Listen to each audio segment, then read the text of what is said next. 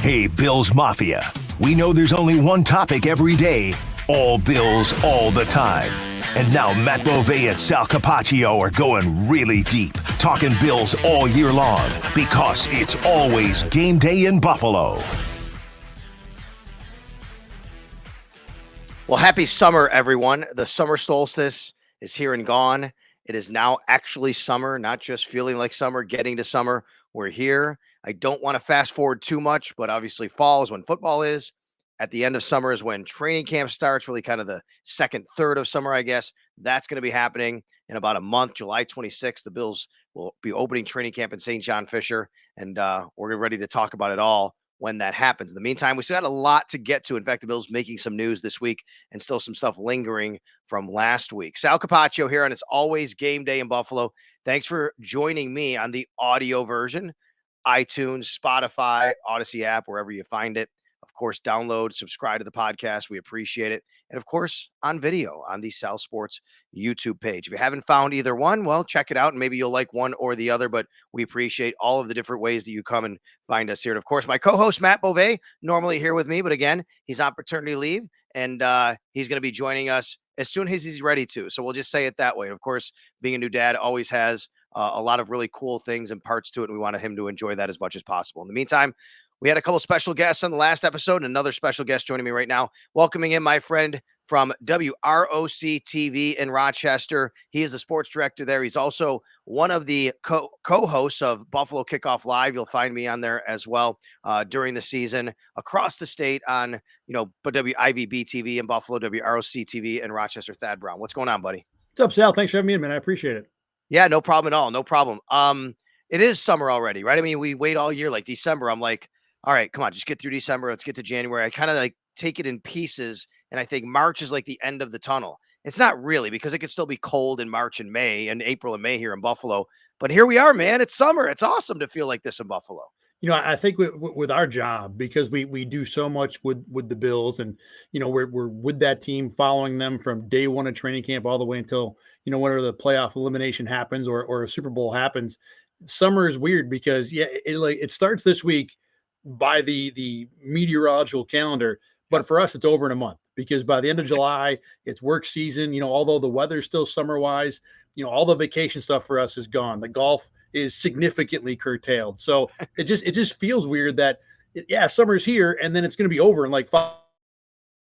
Yeah, and July 26th is when training camp begins at St. John Fisher, and I'll tell you, sometimes when I'm at St. John Fisher in the morning, I go down for the morning show and I'm there with Howard and Jeremy, or now in this case, it'll be Jeremy and Joe, and it gets crisp and it's like you got dew on the grass and you can feel the chill in the air. And I can kind of just sense it already, even though it's not here yet, just that feeling.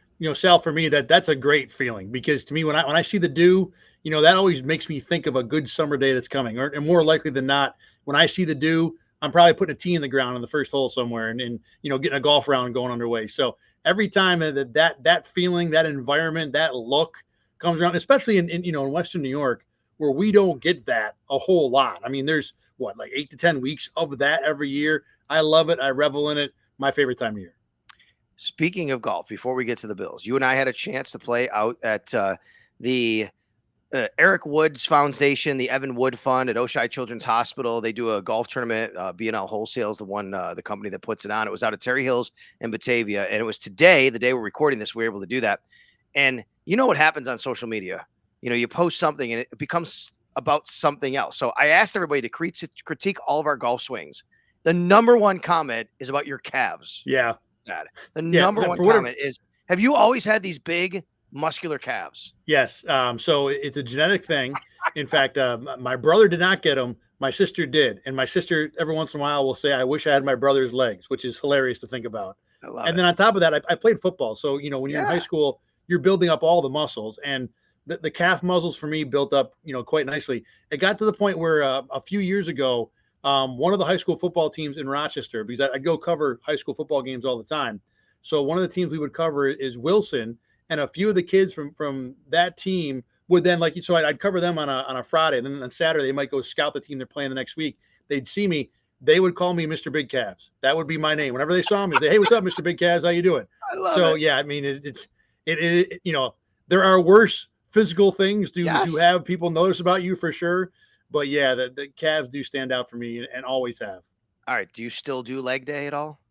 No, I mean, other than it's just cardio now. I'm too Okay. old for that stuff. I mean, I probably could. I shouldn't say I'm too old. I would do it, but we're trying to keep it to the bike and the running right now.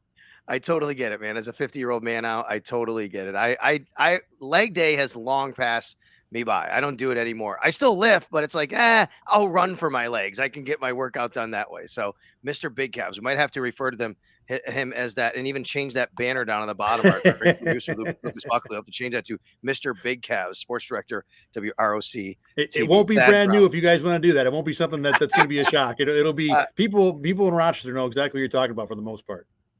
Well, we talked about Rochester. I want to get to training camp in a little while, but let's get to that in a minute. Let's go back to what the Bills did this past week. And before we talk here, Sean McDermott has named, and the team has named, Eric Washington the team's assistant head coach. He replaces Leslie Frazier, who we know how now will not be coaching with the team in 2023. He's taking a year off, and now we know he's actually a part of the accelerator program. He's meeting with other teams. Who knows if he even hooks on with the team for 2023, but he won't be on the Buffalo Bills coaching staff, even though he actually is still a member of the organization in whatever capacity that he would be still under contract. Just your thoughts on Eric Washington being named the assistant head coach. Do you have any thoughts on what this means at all? I don't think it's a huge deal. I mean, I think, off the bat, when I see a guy promoted to assistant head coach, to me, it looks like someone's being given a raise as a reward for good work. I think there is some football sense to it potentially, with Sean McDermott taking over play calling duties on the defensive side. He will need more senior help, people who can, handle some of the other day-to-day, week-to-week jobs a defensive coordinator would probably take on that he might not have time for because he's also the head coach. Now they have Al Holcomb who could, theoretically handle some of this as well. But Eric Washington has been a coordinator recently. He's been a coordinator under Sean McDermott, with Sean McDermott calling he's been a defensive line coach under Sean McDermott as defensive coordinator. So the hierarchy is kind of similar in this case. So I think it makes a lot of sense in terms of, bumping him up probably in pay, but, probably likely in responsibility as well, for a guy that I think has done a pretty good job here.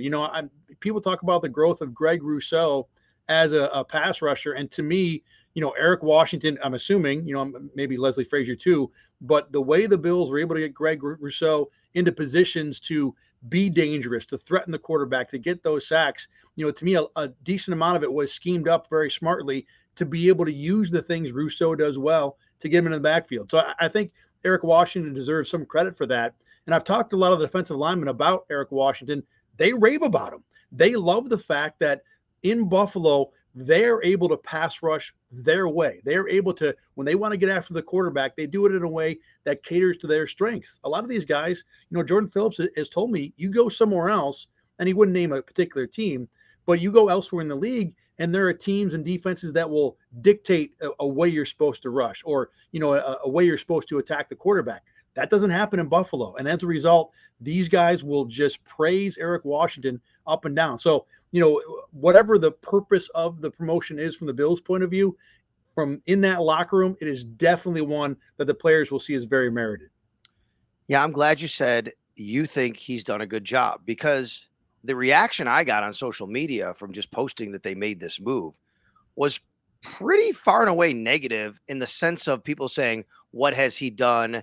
Greg Rousseau hasn't, I'm sorry, AJ Epinesa, for example, hasn't become what people thought he would. Ed Oliver has been inconsistent. Boy, the defensive line struggled last year. Look what happened in the Cincinnati game. Now, I'll tell you, I think it's a knee-jerk, far-fetching reaction. I think Eric Washington's put his time in this league, and he's just as deserving of this particular opportunity as many other people. I mean, you have John Butler on staff, who could have been named. You have Bobby Babich, who's coached 3 All-Pros in the last couple of years at safety and linebacker. But Eric Washington, to me, is a fine choice to do those administrative duties based on what he's done in his career and his career arc. But what do you say to people who say, wait a minute, the defensive line has underperformed, so why are you promoting the guy and giving him that extra responsibility, the guy who's in charge of that group?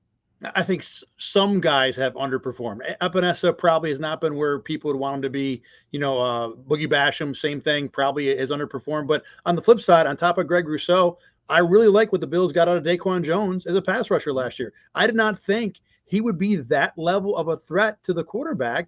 And, you know, I would argue, and I don't know how many arguments I'd win with this, but I would argue that, you know, as a pure pass rusher, Daquan Jones might be the second best guy on the team last year behind Von Miller. I mean, he might be a better pure pass rusher than Ed Oliver. And I think I would be pretty convinced to say, as just a one-on-one guy, I think he's a better pass rusher than Greg Rousseau too. Now, look, it's not a guarantee. Regardless, though, I think Rousseau and Daquan Jones were guys who overperformed. You know, Von Miller was still Von Miller.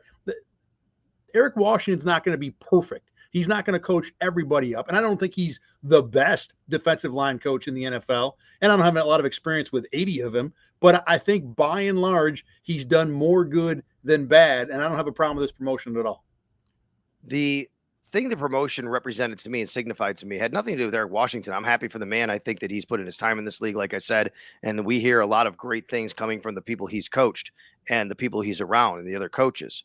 The thing this mostly represented for me was another departure from Leslie Frazier. Now, it's not like I thought he was coming back or anything like that. But when you see he's been named assistant head coach, that's just another reminder they've moved away from Leslie Frazier. To me, there's no chance Leslie Frazier is coaching again in this organization after 2023. We know he's not going to be coaching this year.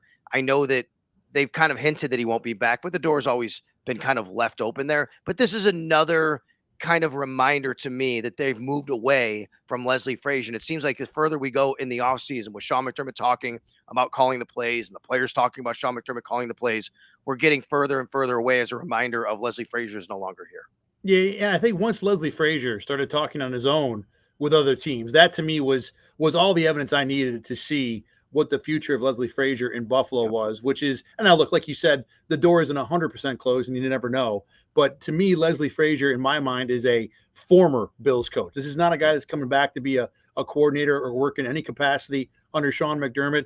You know, I'm not going to sit here and speculate on what the exact reason was, but the Bills have moved on. Sean McDermott's the guy running the defense now, for better or worse. And like you said, you know, Eric Washington being promoted is a sign of that direction. But, you know, to me, that ship has already sailed in my mind. All right. Well, a lot of stuff still lingering from what happened about a week ago with Stefan Diggs showing up and then not showing up to mini camp. And then he was there the next day on the field. We'll talk about that here on It's Always Game Day in Buffalo. Sal Capaccio with Thad Brown, Mr. Big Cavs, the sports director at WROC-TV in Rochester. It's Always Game Day in Buffalo. We're still having national media more than anyone, more than local, talk a lot about Stefan Diggs. There's such a mystery to what happened last week. So I don't blame people for still wanting to dive into it. I know there's a sentiment from some fans out there that of just let it go. They've moved on. And I understand that, hey, it seems like everything's fine now. That's what Sean McDermott said. It's been resolved. He's been there. But until we know what's happened, there's always this kind of mystery, like I said, and it kind of plays out like a soap opera and people are tuned in and want to know what's going on. Until Stefan Diggs speaks to, you know, probably the local media, but theoretically at some point, this is still going to be an open-ended mystery. This is still going to be something people will talk about and theorize about what happened with Stefan Diggs in Buffalo. What is still potentially happening with Stefan Diggs in Buffalo? Now, you know, Sean McDermott said it's resolved. And if he says it's resolved, I have no evidence to sit here and tell you otherwise. But in the minds of any media, local or national, you know, I know we're not out there throwing things on the wall as often as the national guys seem to be the last few days. But, you know, no, there are very few people in local media that have a concrete idea of what's going on. Probably none of them. And until Stefan Diggs answers questions, or at least says something about where he stands, what his, you know, temperament is, and where he is relationship-wise with Josh Allen, Ken Dorsey, Sean McDermott, any of these people that theoretically could be the problem, there is going to continue to be talk about what is wrong in Buffalo. What is the issue with Stefan Diggs in Buffalo? And it's not going away until that happens. And because of the way the NFL calendar is set up to where, you know, no one is going to have any access to any NFL player until late July, this is probably something that's going to, you know, maybe even dominate talk shows between now and then, in a large part also because there's nothing else going on. You know, if we had the NBA Finals next week and the World Series the week after that and the College Football Championship the week after that, well, then Stefan Diggs would be, you know, pushed to the side a little bit. But in part because the Bills and Diggs have not put an end to this, and in part because there's nothing else going on, this is going to continue to be a fairly, I think, hot topic when it comes to national talk, national stories, national social media. You know, the reason why I think he needs to talk. And we've had this debate. Fans, you hear it. I hear it. He doesn't know you guys anything. Why does the media want to, keep hammering this? He doesn't have to talk to you. Well, actually, like, guys really do kind of have to talk in the media. That's a separate issue, but there is a requirement for certain guys to talk at certain times and everybody to be heard from at some point. But the reason why is exactly everything you said is right. Until we know, right, what happened, there's always going to be this thing until he stops it. But why is that important to me is because once we know, then it's going to be a little bit easier to understand as the season goes on and think about if those things come up again. For example, if he says, hey, I was really upset about not being targeted. Well, guess what? Then in week 2 or 3, if he's not being targeted, aren't we all going to wonder, is he going to be upset again? If he says that's not the reason, it's just as important for us that if week 2 or 3 he's not being targeted, I don't think he's going to say, yeah, he's all right. He wasn't mad about that. To me, that's what it is. It goes into the season with everyone wondering, and every time something happens, people might be wondering either A, is he upset about this particular thing or issue, or B, we can actually dismiss it and cross it off if he tells us that's not what it is. And it's a great point because think about it this way. When Stefan Diggs talks, and it is going to happen at some point, does he take an approach to not try and even hint at what the specific reason would be? Because whether it's targets, whether it's a relationship with a coach or a player, no matter what has been bothering him, if he alludes to it or even specifically says it, well, then it becomes a talking point for all of us in the media every single week, to check on, well, Stefan Diggs was upset about this back in June or back in last January. Here it happened again. Is he upset about it in September? So does he address it specifically at all? Or does he try and, play it from a team point of view where I think the goal would be, let's make this not a distraction. If Stefan Diggs talks about it very vaguely or even, totally dismisses the idea there was ever a problem to begin with, which I think is a distinct possibility, then there doesn't become, like you said, how many targets did he get this week? What's his reaction when Josh Allen overthrows him? What's his reaction when he walks to the sideline or when he's near Ken Dorsey, in a practice setting?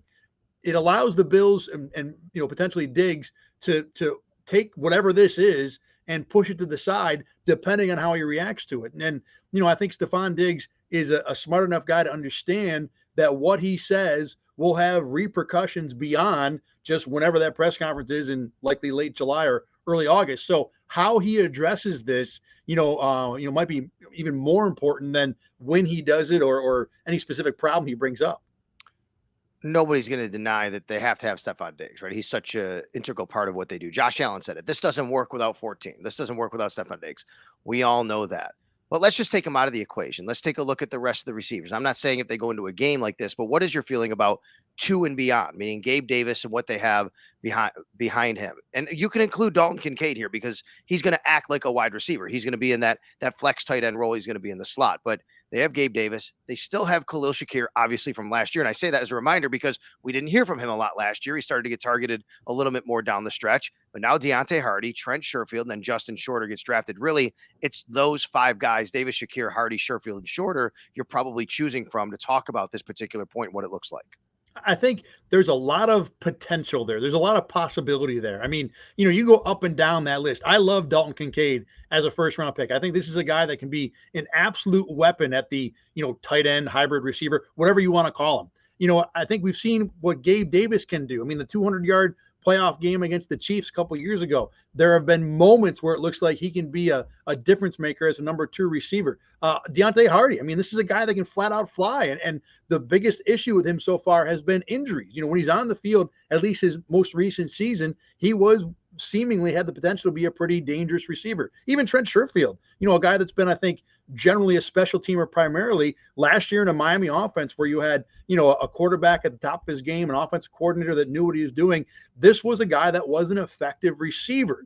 The problem is, I don't know if any of those options are any sort of dependable. Gabe Davis had his opportunity to kind of take that number 2 spot and grab it with both hands.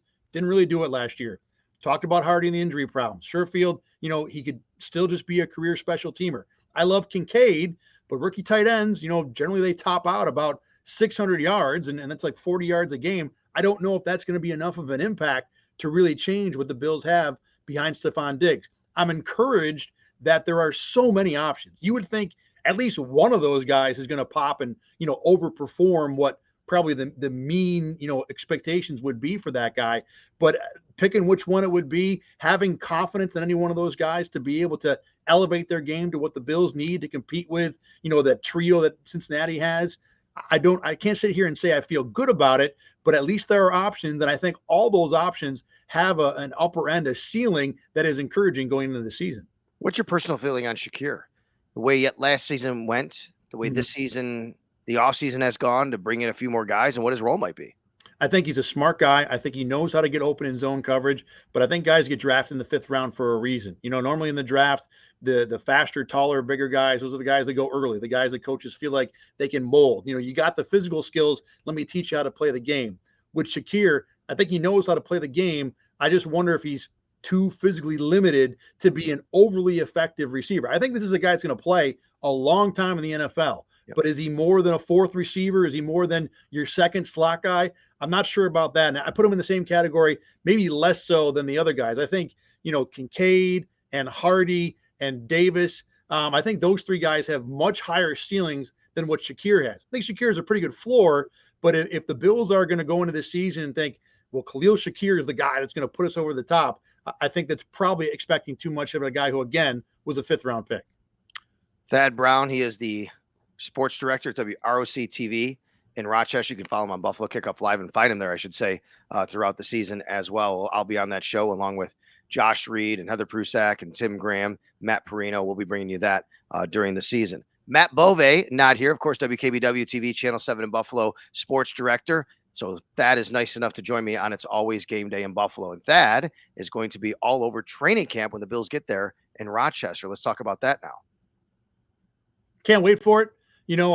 Bill's coming back to Fisher for another season. It's a 1-year contract. We in Rochester love having camp in town, for all the people who live in this town and follow the Bills. And it's, obviously a ton of people percentage wise, football fans here, especially the way the Bills have played the last few years. And, what you notice here, and I'm sure, you might notice in Buffalo too, it's not just the football fans that are into the Bills. It's the average, sports fan. It's the, I want to be a part of the big thing. I will admit, my wife, who probably was a passive Bills watcher, who would talk to me about the Bills only because she knows it's my life for 6 months, would she'd have a comment here or there? Oh, JP Lossman was terrible today, stuff like that. Now she's into games, she's watching games, she's, following it day to day. So when you have that kind of interest, beyond just the average football fan, to be able to have those guys in town, to, be able to go and see them, they're not playing a game, but they're doing football stuff, to do it for free, to be able to, be up close, to be able to get the autographs. It is something that we in Rochester take a lot of pride in, that we are able to host the Bills for just 3 weeks, but we are still a training camp home. And it's always exciting when they come here. I know also personally for me, I love just not having to drive the thruway for 2 hours every day to cover the Bills. So, training camp's always a fun part of the year. Well, it's always interesting for me because it's not that far of a drive, right? It's like an hour and 20 minutes from my house to St. John Fisher University. But as I always tell my wife, that means it's 3 hours a day in the car where I need to be getting work done, right? So instead of driving out there and driving back, I'll stay at the dorm. I'll drive out on one night, stay one day or whatever, stay overnight again, have a dorm. PR takes care of us. We have dorm rooms all set up, things like that. A lot of us, you and I, will go out, we'll get a drink, we'll get something to eat at night. We'll just have a conversation about the team or whatever. But it's a lot easier when I'm there, just to kind of wake up in the morning, go downstairs, get on the morning show, cover practice, do all my articles, videos, whatever I got to do, and then, do a WGR hit and then stay overnight. Now, that said, that's not going to happen as frequently this year overall because there's only 10 practices. We've seen this kind of dwindling down and down over the last few years. No surprise necessarily, but 10 practices, is that too little? Did you expect more this year? No, I think that's pretty typical. We had more last year because the Bills played that Thursday game, so camp began a few days earlier. Right. It still is going to end at about the same time of year, so that'll decrease the number of practices from last year. But I think if you go to the camp before that, or actually you'd probably have to go back 3 years to before COVID, but 10 to 11 to 12 practices is about the wheelhouse for the Sean McDermott, camp at Fisher. Now, like I said, it's a 1-year agreement between Fisher and the Bills for this year. And, from what I understand, the future is very much in question. I think both sides want to be together. I think the Bills like going to Fisher. Sean McDermott, no matter where he has coached, what level he's coached at, what job he's had, every single year, whether it be the Panthers, the Eagles, or the Bills, he has always gone away for at least a couple weeks to start camp. And, football coaches, they're notorious for not changing things when this is how we've always done it. So I don't think the Bills want to necessarily bring camp back to Buffalo, but, there's agreements, there's, things that need to be worked out. And at this point, this camp is only guaranteed through this season. The future is still, like I said, in question, even though I think in a perfect world, both sides would want to continue, having camp at Fisher for the foreseeable future. Wednesday, August 26th, 9:45 a.m. is when they start. Thursday, August 10th, 9:45 a.m. is when they stop. That's their July last 26th, by the way. practice. What's that? I think you said August 26th. July I did. 26th. There. Thank you very much for the correction. July 26th is when they start. August 10th is when they end. They do have 12 total practices, but one is in Orchard Park, the return of the blue and red, and one is closed to the public. So that's why we got to 10 overall for the public to view. All right, so Rochester, you got that. And then right away, you have 3 preseason games. They'll be at home against the Colts. They have a couple of road games. And then it's the regular season, a big Monday night game against the New York Jets. A lot of talk about the Jets this year, obviously with Aaron Rodgers, rightfully so. He didn't participate very much in OTAs. They canceled their last week of their mandatory minicamp. They canceled the whole thing. He's not going to get much time with his receivers in training camp as far as games are concerned, right? He's not going to play in a preseason game. I can't imagine Aaron Rodgers would play in a preseason game. Maybe. Maybe. Yeah. Right. Maybe. I don't know. We'll see how that plays out. But kind of have the feeling like it did last year with the Bills playing Matthew Stafford, who really kind of had a limited offseason, and he was a little bit rusty. So, from the Bills standpoint, are they catching the Jets at the right time in week 1? Oh, absolutely. 100%. I mean, I don't care how much Aaron Rodgers plays in the preseason. The Jets, by the way, do have the Hall of Fame game this year. So they do have an extra preseason game, should you want to, play Rodgers a little more with the offense. But regardless, I look at this, the people made the Tom Brady with the Bucs comparison a lot. And there's a lot of things wrong with that. But the one thing I do 100% agree with is that the Jets offense with Aaron Rodgers is going to be a lot better as the season goes on. They're going to be a lot more cohesive, a lot more understanding of what everybody's role is in the offense when you get into November, into Thanksgiving, into December. So for the Bills to catch the Jets week 1, and not only catch the Jets week 1, but you get that road game week 1. So, theoretically, if you think Aaron Rodgers and the Jets are the biggest threat to the Bills this year, well, that makes at the Jets your toughest division game of the year. You catch them week 1 when the Jets offense is probably at its most discombobulated. I think it's a huge break for the Bills and a big opportunity to take advantage of that situation too. The Jets opening 6 weeks are the hardest in the NFL, obviously based on last year's record. If you give the Jets a loss week 1 and maybe they start 2-4, 1-5 even, who knows what happens in that maelstrom of media that is New York City. Who knows what happens in Aaron Rodgers' head? So it's a great opportunity for the Bills to take a division rival, knock them down a few pegs, and give yourself that, that buffer, that advantage that I think we expect the Bills to have as, in my opinion, still the class of the division. Obviously on the flip side, Jets win the game, then that hype machine that's already going to New York is just going to, flip into overdrive. So a big game, but still, if I'm picking schedules, if I'm trying to pick games for the Bills, I would have 100% put at New York Jets in week 1. Those games you talked about for the Jets, they go to Dallas after they play the Bills. Then they have New England at home. Then the Chiefs at home. Then they go to Denver. Then they play the NFC champion Philadelphia Eagles. After a bye, it's the Giants and the Chargers who are no cakewalk. Obviously, either of those two teams. So, yeah, you're right.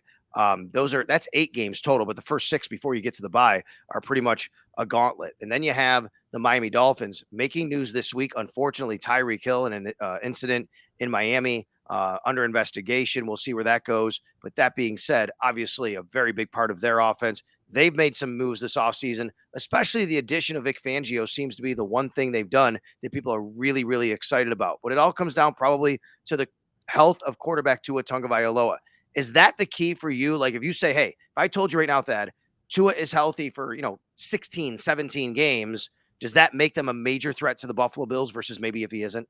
Yes, 100%. If you tell me right now, Tua's going to play 17 games, I think the Dolphins win 10 or 11. I think they're no worse than second place, and I think they're very much a threat to the Bills. I am interested to see how all the defensive changes kind of fit together. You have Bradley Chubb, who kind of came in midseason, really was not effective at all last year. but now you give him a full off season. You put him under Vic Fangio, who is, one of the more respected defensive minds in the NFL. Let's not forget Jalen Ramsey's on that team now. Between him and Xavier Howard, it's crazy to think the Bills have Tre'Davious White, who is, unquestionably one of the top few, corners in the league, assuming he's back to 100% this year. I think he will be.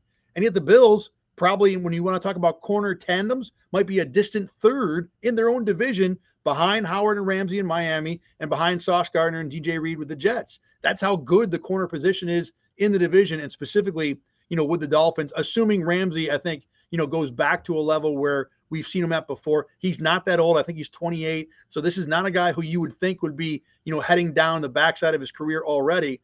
But fitting those pieces together with a new coordinator, in a spot where I think the Dolphins have had talent defensively, but really haven't often assembled it into a cohesive, dangerous unit. I mean, they got good. Jalen Phillips, to me, has been, one of the more under-discussed defensive stories in the AFC East. Christian Wilkins, I know everybody hates him, but the guy can play.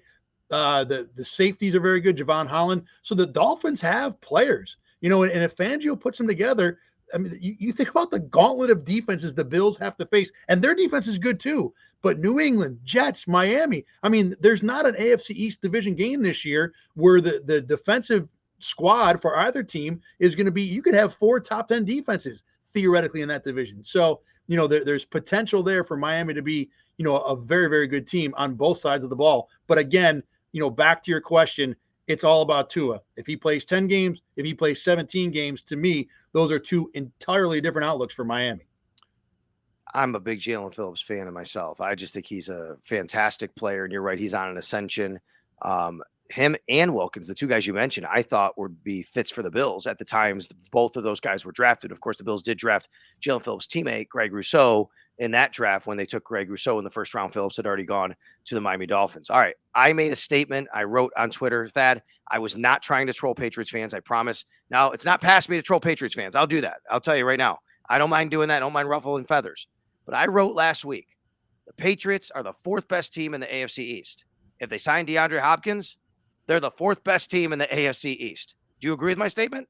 100%. I saw that tweet, and I know how it looked. I know why it was taken the way it was taken. Right. But I still think it's accurate. Yeah, I mean, now look, New England might be the best 4th place team in the NFL.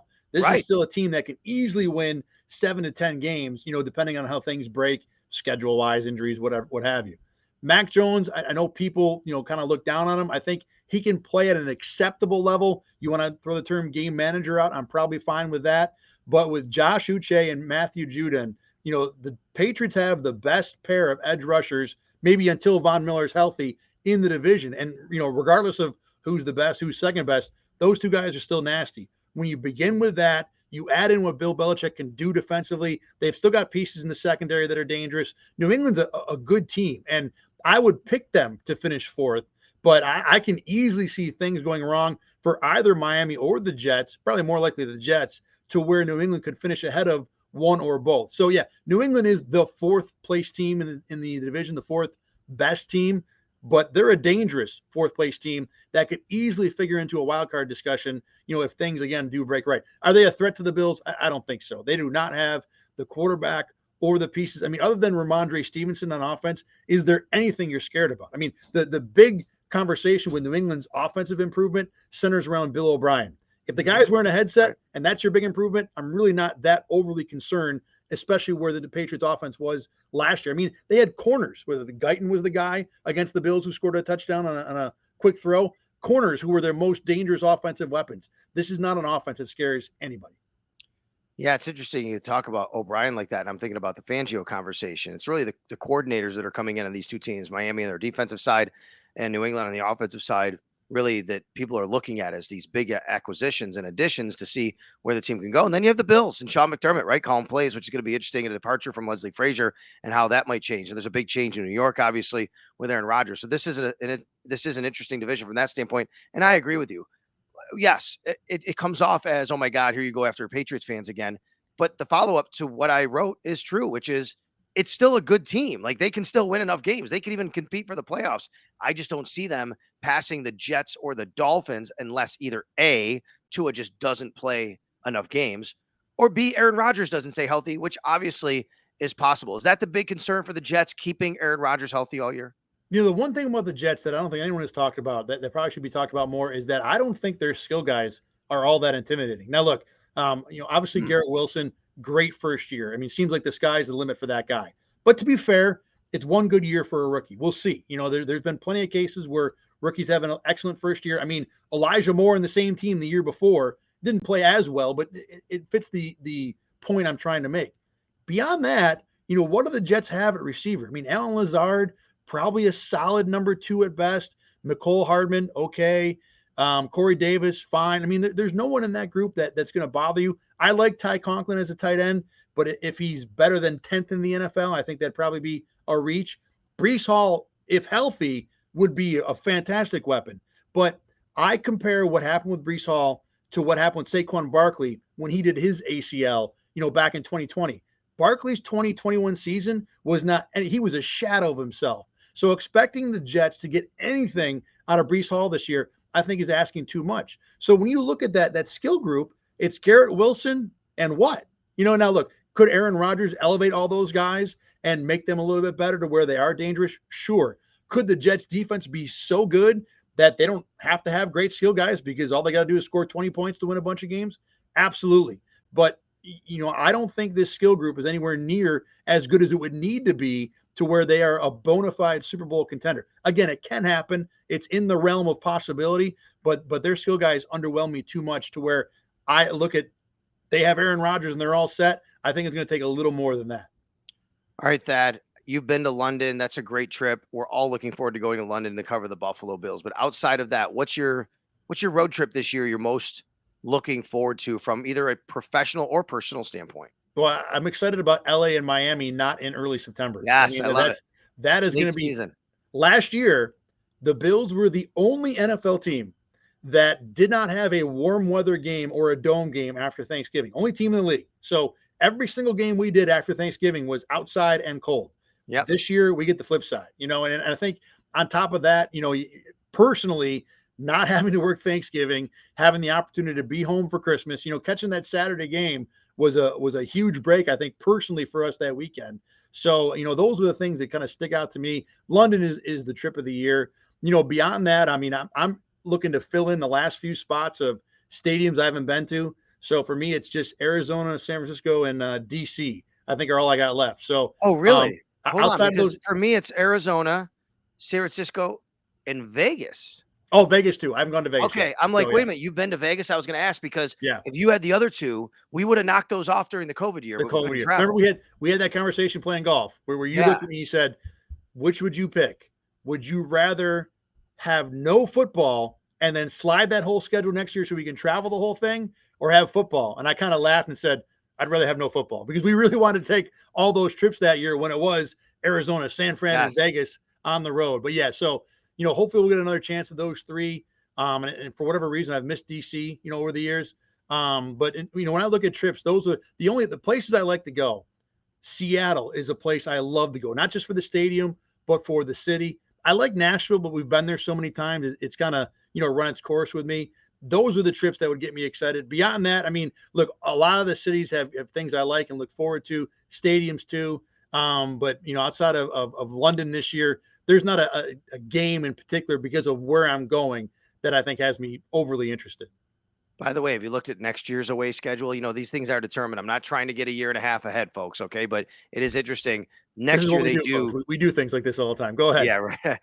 They go back to LA because they play the Rams next year, and they go to Seattle next year. So next year you get both those things. And who knows? You could have another, Europe game. Of course, you still have Miami in that schedule, but hey, LA and Seattle in the same year ain't bad.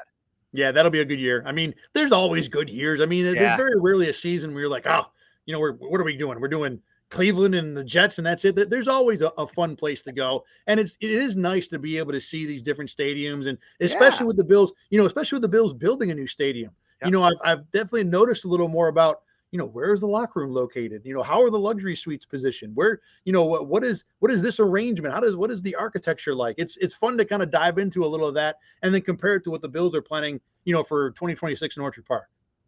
That tell everybody where they can follow you and all of the different coverage they'll be getting, especially during training camp in Rochester, where a lot of people will be coming from all places to see their Buffalo Bills. Yeah, I'm on Twitter at ThadBrown7. That's the #1 place to start. I am on Instagram at ThadBrown7, working a little more there as well. And then online, you can find the longer work, the more formal stuff at RochesterFirst.com. All right. Matt Bove not here, but he will be back shortly. And Thad Brown, in the meantime, did a great job filling in, and especially at short notice. We were playing golf today, and I'm like, hey, dude, can you come on the show tonight with me? I need a guy. And you're like, absolutely. So I appreciate that, man. Thank you so much. Hey, man, thanks for the invite. And to Matt Bove, congrats. Hope you're back soon. Hope all is well. And hope to see you guys soon. And Sal, I'm going to see you again tomorrow. We're playing golf again. We are playing golf again tomorrow. By the time people are listening to this, we'll actually be back on the golf course again. Thank you very much to our producer, Lucas Buckley, always doing a great job here on It's Always Game Day in Buffalo. iTunes, Spotify, Odyssey app on audio, however you pod, it doesn't matter. And of course, on the YouTube page at Sal Sports, you can see our faces here as we talk to you. Thanks a lot.